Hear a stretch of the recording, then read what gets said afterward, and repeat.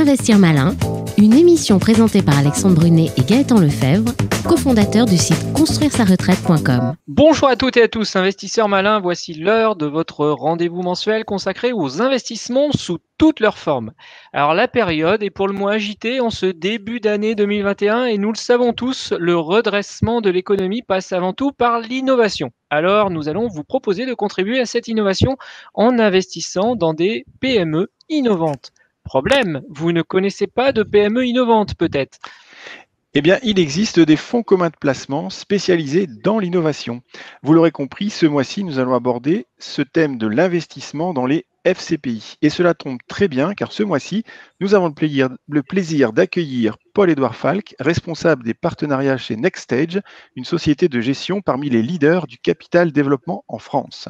Paul-Édouard Falck, bonjour, merci d'avoir accepté Bonjour. notre invitation. Alors, avant toute chose, pouvez-vous nous expliquer ce qu'est un FCPI? Comment ça marche, comme dirait l'autre, et quels sont les avantages? Tout à fait. Tout d'abord, je tiens à tous vous remercier pour cette belle invitation. Donc nous, on fait ce beau métier depuis 2002.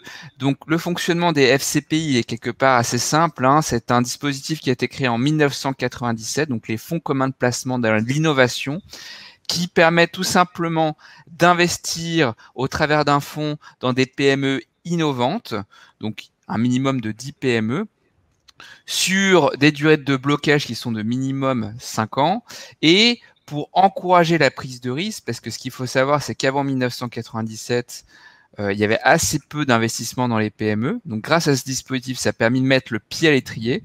Et pour encourager les souscripteurs, il y a une réduction fiscale qui permet du coup de réduire les impôts sur l'année N+1.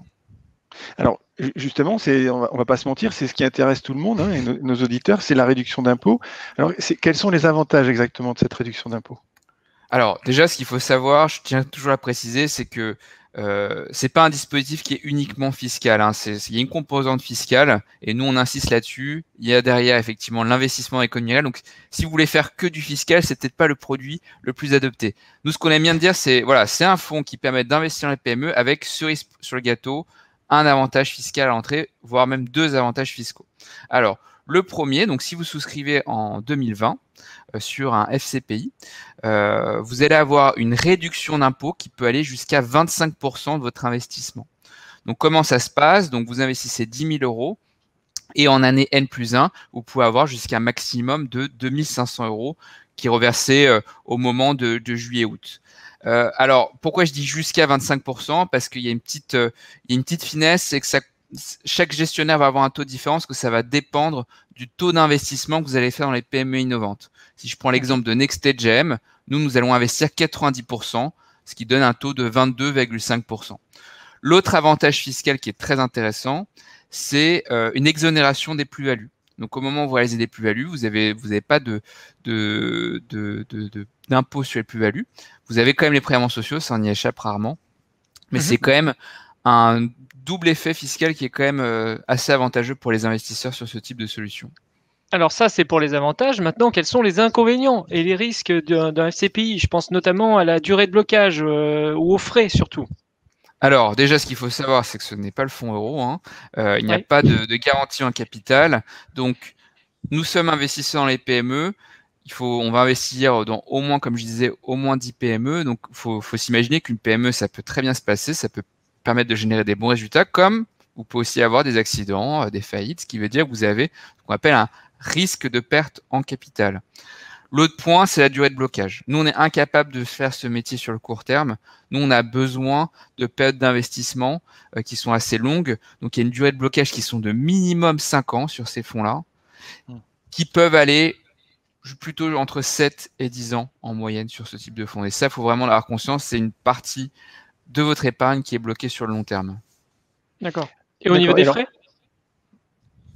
Alors, le niveau des frais. Alors, aujourd'hui, c'est vrai que c'est une classe d'actifs qui a été à un moment assez décriée sur ces niveaux de frais. Donc, la bonne nouvelle pour les investisseurs, c'est que depuis 2018, il y a un encadrement aujourd'hui des frais. Donc, chaque gestionnaire doit avoir un maximum, tous frais compris, les frais de gestion, les frais liés à l'investissement, les commissaires aux comptes, le dépositaire, de 4% les 3 premières années, puis 3% les années qui suivent. Et dans la limite de 30% de frais sur la vie des fonds. Donc ça, c'est le plafonnement, c'est le cadre légal aujourd'hui et qui a permis de diminuer entre 20 et 30% les frais sur ces fonds si on se compare à la situation avant 2018. Donc, ce qui est quand même une bonne nouvelle pour les investisseurs. Alors, quand on regarde l'historique des performances des FCPI en général, comme vous l'avez dit, on n'est pas sur du fonds euro, on voit quand même des grandes différences entre les fonds et les années. Alors, même dans des cas extrêmes, on a certains fonds qui vont perdre la moitié de leur valeur et puis d'autres qui vont doubler. Du coup, c'est peut-être un peu difficile de choisir. Qu'est-ce que vous préconisez objectivement pour faire le bon choix?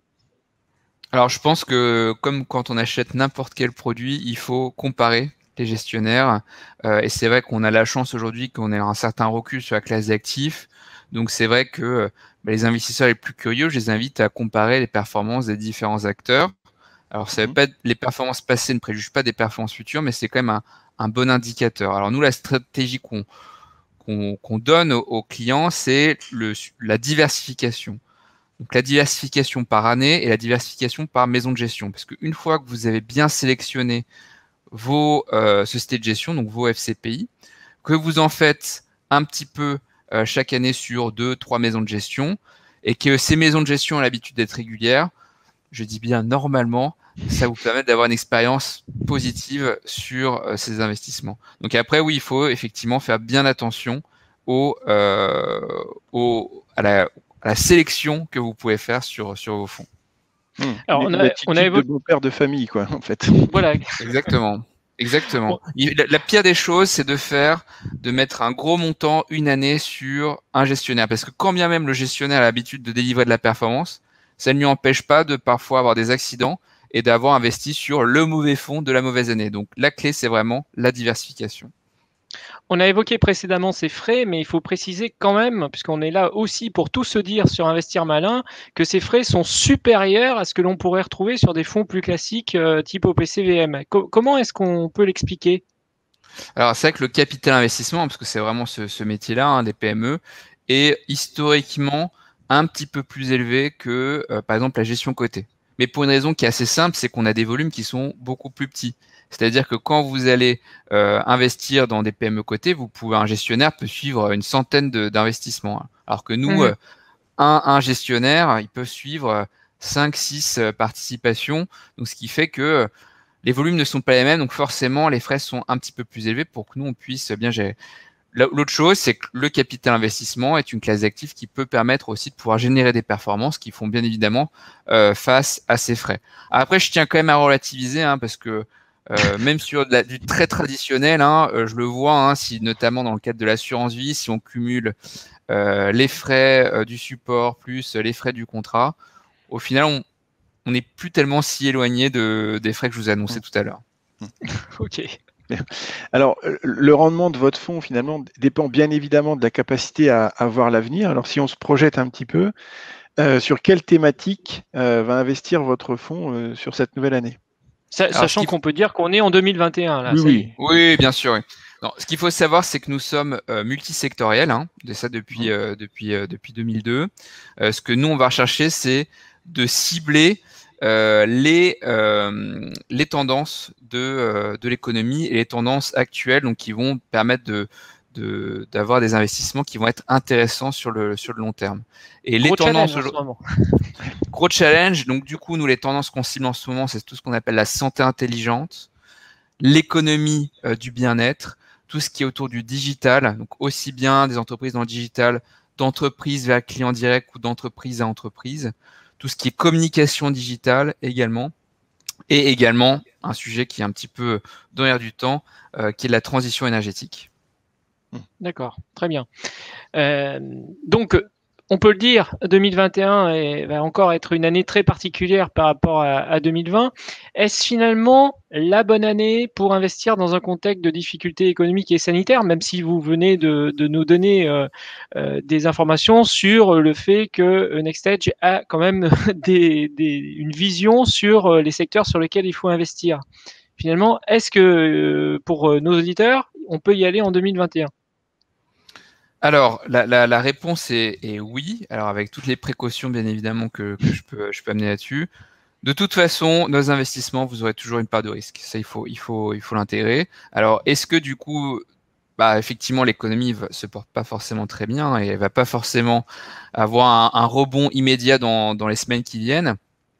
Donc, est-ce qu'on peut se dire, est-ce que c'est le moment d'investir? La réponse est déjà oui, d'un point de vue sociétal, parce que plus vous allez investir dans les PME, plus ça va aider la croissance, la création d'emplois.